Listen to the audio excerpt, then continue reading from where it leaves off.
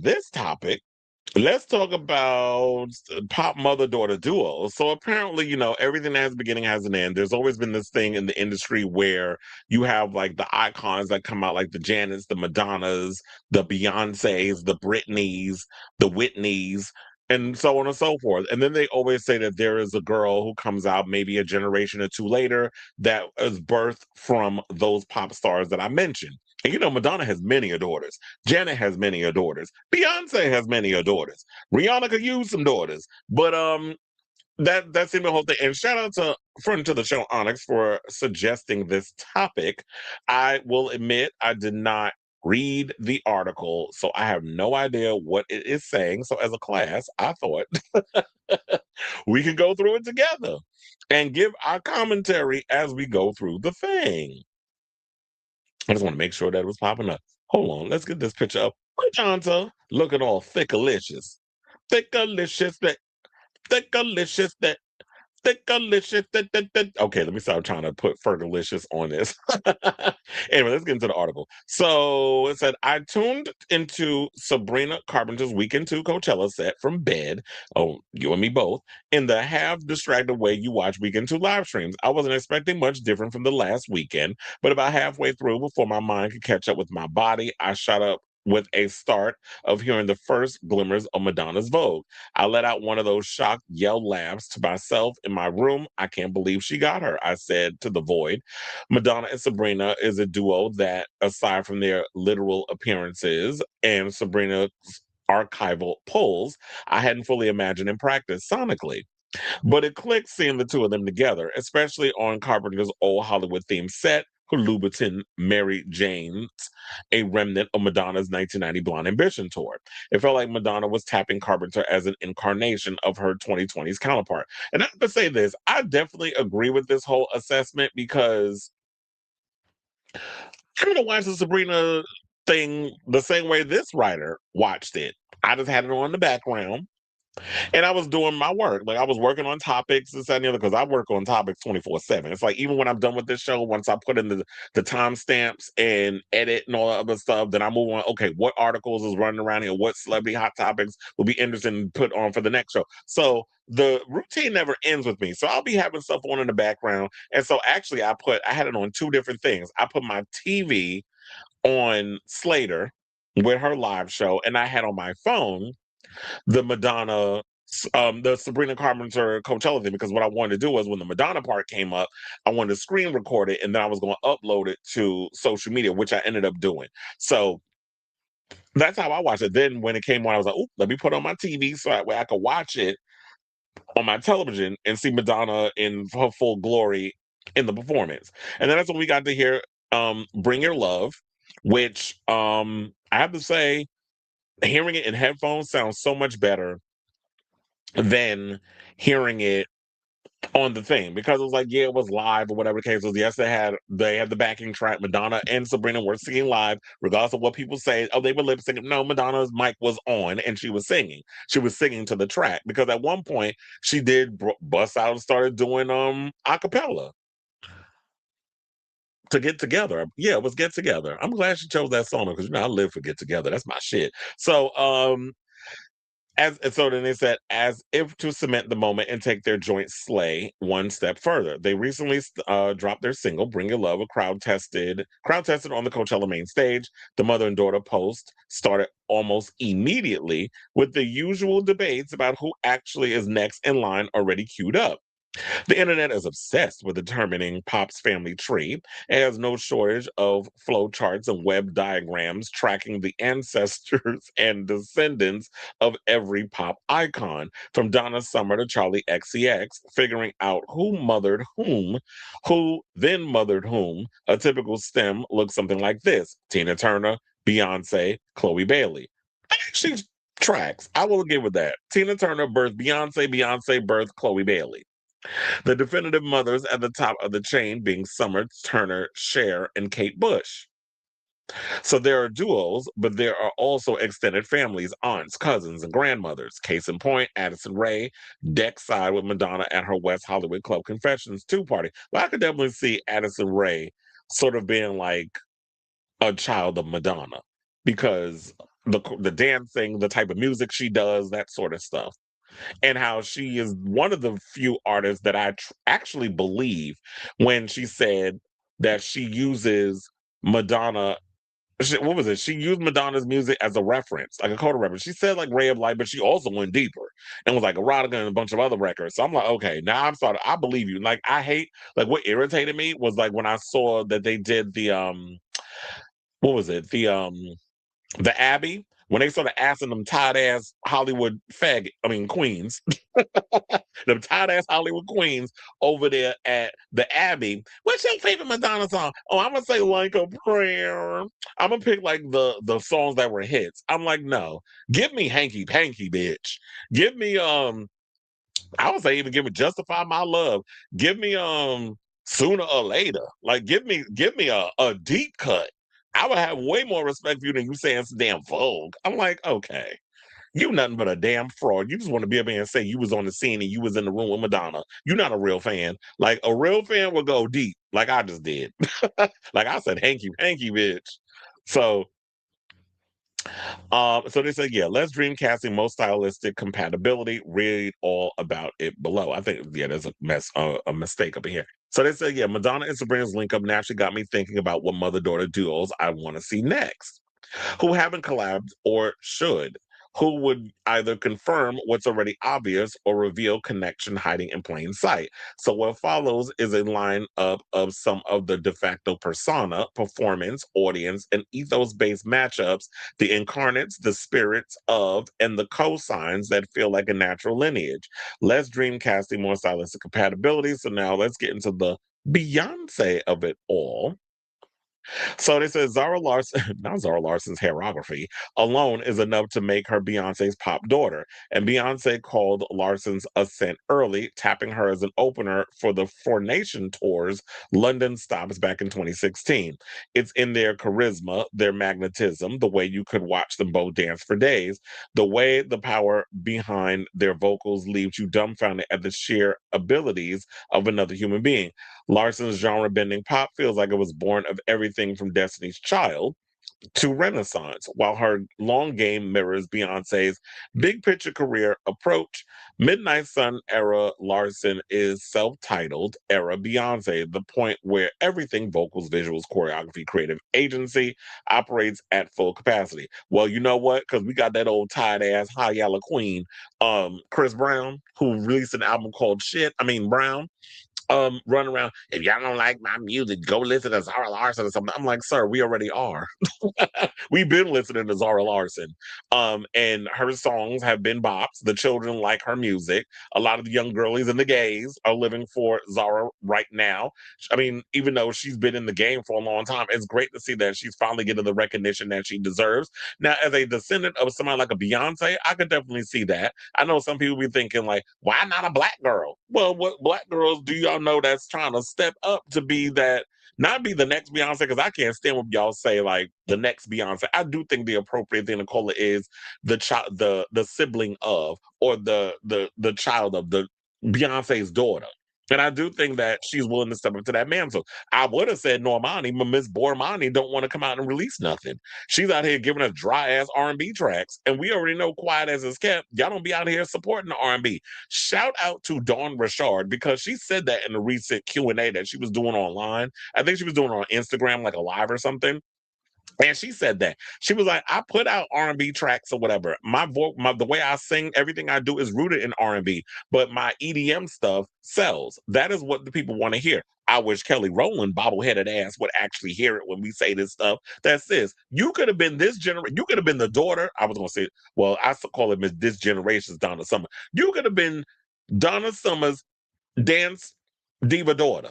That's what you could have did if you would have went on with the Commanders and all the other stuff that you was doing with David Guetta and so many other dance DJs. If she would have stuck to that, bitch, your career would have been solidified in a certain genre of music that separates you from what was going on over there with Destiny's Child. You could have had your own little standout, but I hate the fact that y'all always think of that because girls are black, that y'all should just stick to doing R&B. And that's what Dawn was like. I've been doing R&B. I do all different types of music, but she said I sing in a way of like R&B, but I incorporate different genres and stuff in there. So I guess maybe it's more palatable because yeah, R&B is not really doing what it needs to be done. But I guess if a white girl like a Ariana Grande Frappuccino comes out with some R&B, that's the only way it sells. So I'm wondering if it has anything to do with the fact that the industry and the algorithms and stuff they push it for white people like a Ariana Grande or Justin Bieber to be doing R&B, whereas when black folks actually do something that we actually, our people created, our ancestors created, then it's like the algos don't be algoing. So looking at it that way, I definitely see Zara Larsson as being Beyonce's daughter. Now let's get into Tinashe. So they're saying she's another one. Okay, so now I was just talking about black girls. Let's put Tinashe up in there because I definitely live for Tinashe. She be out here doing her little thing, even though I believe she's independent. So I could definitely see her as being Beyonce's daughter, but I guess what they're looking at is being Janet's daughter. So I definitely see that. I definitely see her more as Janet's daughter. So Tinashe has said that she blacked out when she first met Janet Jackson. She historically been vocal about Jackson's influence on her, telling Rolling Stone she's my top inspo, top mother. And she's been able to keep Jackson's blueprint close, combining hooky pop melodies and thumping bass with a tight choreography driven precision. Both are constantly evolving and keeping their art. Who?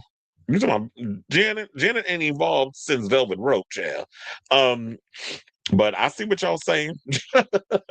Janet out here giving y'all the same goddamn choreography and the same damn show setup since in the past in the past decade, quiet as it's kept. But I live for Janet, but let's call a spade a spade. We don't bullshit over here on this channel.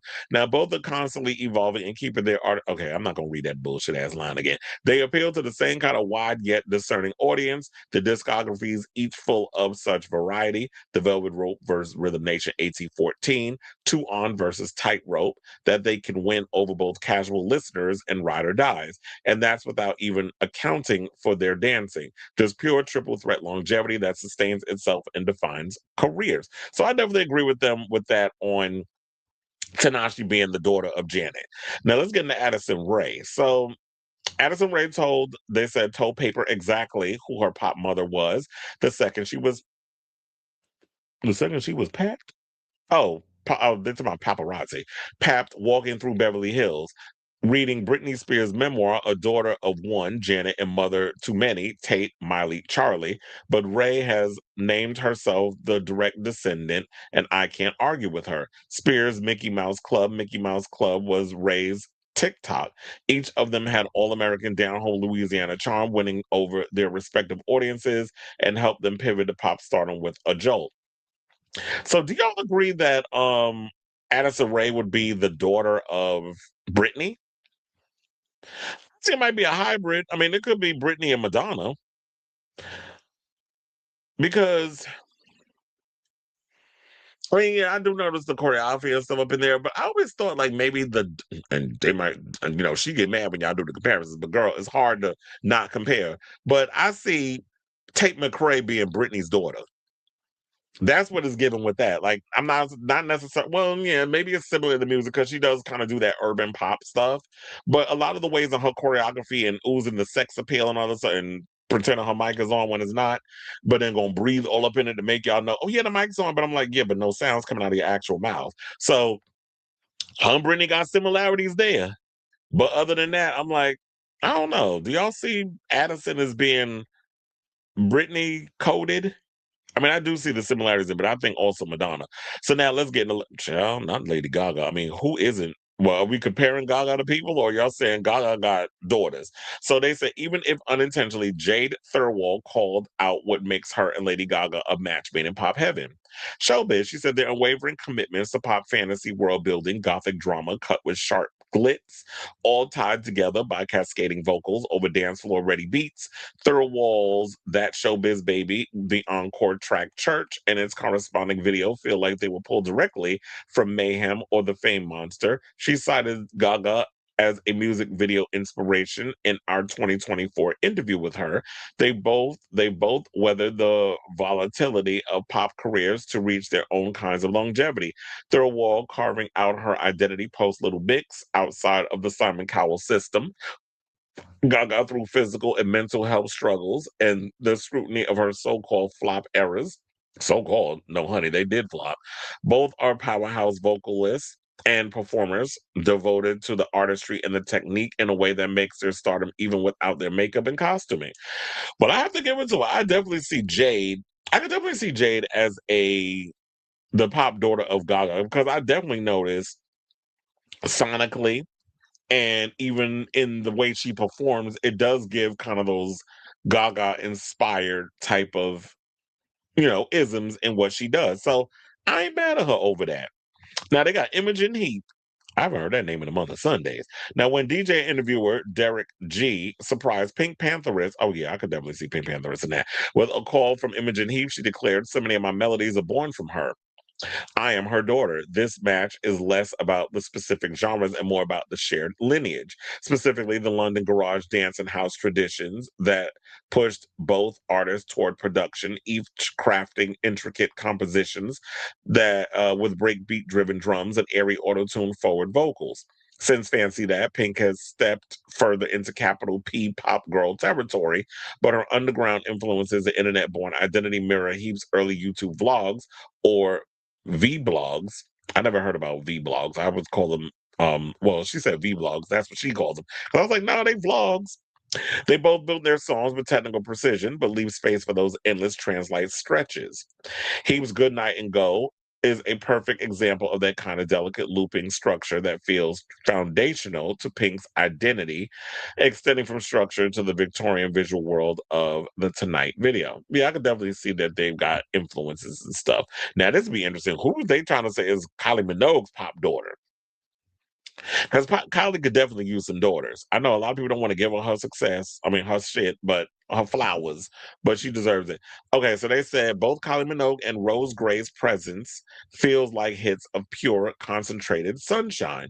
They make me want to find a beach and indulge these indeterminate Euro Aussie dance pop princesses. Gray's Louder Please is a club-centric breakout that has the same career catapulting impact for her as Fever had for Minogue, each mixing up their own disco clubhouse trance potion. They're harbingers of sleek, euphoric pop made for 4 a.m. on a humid summer night, fresh fan tingling on your shoulders and cheeks. Well, you know what? I'm going to agree with that because first of all, I actually like Rose Gray. I like a lot of her music. She has a lot of really good songs. She has a song with Demi Lovato on her. It's not that deep unless you know the extended version of it. So they have a song together. And I like a lot of there's a song she has called April that I absolutely love. It's very catchy, very pop. And it sounds like a song that you could actually hear Kylie Minogue singing. So Rose Gray, I'm definitely gonna agree with that. Okay, so now they bringing up Bjork. I'm like, now this is a tall order because who would be out here? Oh, they got FKA Twigs. Is that who y'all trying to say is her pop daughter? And wait, hold on, because maybe I could bring it up. Oh yeah, so it says Bjork and FKA Twigs are always at least 5 steps ahead of where pop's headed next. They thrive on experimentation, never staying in one place for long. Twigs feels sonically aligned with Bjork's vespertine and homogenic, atmospheric, poetic, always complete with a moment that makes you pause. Neither is experimental for experiment's sake. They're driven by the genuine love of their craft. Their raw emotions are perpetually on display, whether soundtrack by sparse, intimate textures or more abrasive electronic extremes. The web extends there too, both having worked closely with Arca. Arca worked on Madonna's new album too. So they said their commitment extends across every medium, fashion, visual, and performance, alongside those hard to pin down sonics. So yeah, I could definitely see FK Twigs and Bjork being, in the same sentence because I do feel like the closest that we get to someone who experiments in the type of production and everything and the sonic landscapes along and bringing like a sense of pop sensibility to what they do is definitely FKA Twigs. So that was a good comparison. Nicole Scherzinger, child, do she? How she got a daughter? I was like, Nicole got a daughter? Who they saying is her daughter? Oh, Tate McRae. Chill. No. Tate McRae is Britney's daughter. But we'll go along with it. Let's see what they say. And two dance forward at times, not at times whiny, vocalist with semi-questionable politics. Bonus, okay, so I guess that's where the comparison is. Bonus point for the fact that I can't listen to sports car without also hearing the pussycat. You want to know something? I will give them that. I totally forgot about that. That yeah, sonically and a lot of the production style, it does seem like while Tate McRae does come across similar to Britney in regards of the stage presence and the way she dances and stuff, production wise, it definitely gives like they were heavily influenced by the Pussycat Dolls, or she was. Because yeah, when you hear sports car, it definitely sounds like y'all use the same beat as buttons. And they said it's the literal spirit that matters, the energy, even of their dance centric stage personas, plays a part in what makes them both so enticing. The way their bodies move, carrying the performance as much as, if not more than, the vocals and the mix of trip hop, pop, and R&B. So yeah, I could definitely see that. That's the comparisons with these two. Now they said Liz Phair. Who's that? How did I know they was going to say Olivia Rodrigo because of the white girl with strumming a guitar? Although Olivia is part Asian. Teddy said, if there's one thing about Olivia Rodrigo is that she loves herself a mother-daughter collab. She shared the stage with Avril Lavigne, Sheryl Crow, and Alanis Morissette, but Liz Phair is the exact kind of guitar-forward pop rock star whose diatristic yet cutting songwriting and effortlessly cool girl image feel in line with Rodrigo's ascent from sour to the forthcoming You Seem Pretty Sad for a Girl So in Love. They both balance subdued, sullen, near-folk moments with thrashing bursts of angst and emotion. As far as I'm concerned, Fair is Rodrigo's Everest. And now we got Robyn. Who her daughter? I was like, who that? Oh, Tove Lo. Now, Sweet and Rise, Robyn and Tove Lo are a pair I'm surprised have only crossed paths passively. Most notably when Tove covered Dancing on My Own in 2022. They both thrive in emotional club pop, glitchy, brass, and cutting, but can just easily be polished by some straightforward EDM peaks, valleys, and sheens. It's one of those collabs that makes you pause. They haven't done a song together yet. It seems too good not to, with both circling new eras this year. Robyn already with hers with Sex Essential, Tove Lo teasing her return. Yeah, she has a new album coming out this year. It feels less like a stretch and more like the song of the summer waiting to happen. And so yeah, um, she has a new song coming out. Well, she has a new song out. She has a new what is it? A new album coming out, which I'm actually looking forward to in regards to this whole situation. Yeah, I didn't mind, you know what? I didn't mind this list. I didn't think it was that bad. Um, Now seeing the whole pop daughter situation, I'm just like, okay, I could definitely see these as a descendants or whatever the case is. I still see it like Madonna and Sabrina, but then again, Sabrina, I think with her vocals on Bring Your Love, maybe she will jump into the whole dance genre. I mean, it fits her vocals relatively well. So if that's something that they want to actually do, I'd definitely be here for it. But I want to ask you all. Oh yeah, this was the one that I had. I was like, wait, where's the other picture? This was the one that I had about the whole pop daughter situation. We have Liz Fair and Olivia Rodrigo, Beyonce with Zara Larsson, Sabrina and Madonna. And then we have Addison Rae and nah. So yeah, so there's that. So yeah, I definitely want to hear from you all, ladies and gentlemen. What do you think of this story? Do you agree with the aforementioned list from Paper Magazine, where they basically talked about pop mother daughter duos? And who do y'all see out here that's the next generation of up and comers that could be good, like true descendants of some of your favorite pop icons? So, whatever your thoughts are, let me know in the comments down below.